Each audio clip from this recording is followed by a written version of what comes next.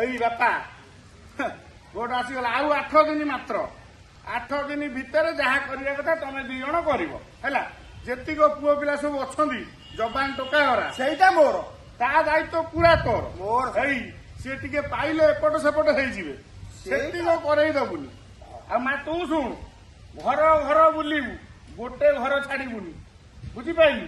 ହଉ ହଉ ଏଇ କାମ ତମେ 2 ଜଣ ଯଦି ମୋର କରିଦେଲ ପୁଣି ଆମେ 5 ବର୍ଷ ବସିକି ଖାଇବା। ବୋଉକୁ ଟିକେ କହିବ ସେ ମିଶନ ଶକ୍ତି ଓହୋ ବୋଉ ସେ ଦାୟିତ୍ୱ ନେଇ ସାରିଛି ଖାଲି ଏଇ ଜିତି ଗଲା ପରେ ପୁଣି 5 ବର୍ଷ ଯାକେ ଆଉ ଆମର କିଛି ଚିନ୍ତା ନାହିଁ। ହଁ ହଁ ମଉସା ନମସ୍କାର।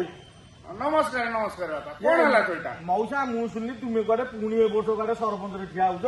ହଁ ହଁ ଆଉ ପୁଣି ମୁଁ ଠିଆ ଆଉ ହେବି। କିଏ ଠିଆ ହବ ଆଉ କିଏ ଅଛି?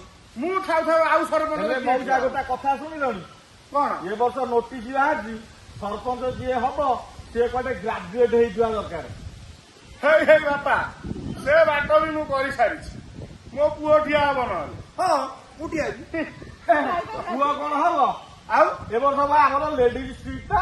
ହେଇ ବାପା ମୋ ଝିଅ ଅଛି ଦିଦି ଠିଆ ହବ। ସିଏ ବି ଠିଆ ହବ ନହେଲେ। ମଉସା ପୁଣି ତ ଆମର ଫସିଗଲେ ଆଉ।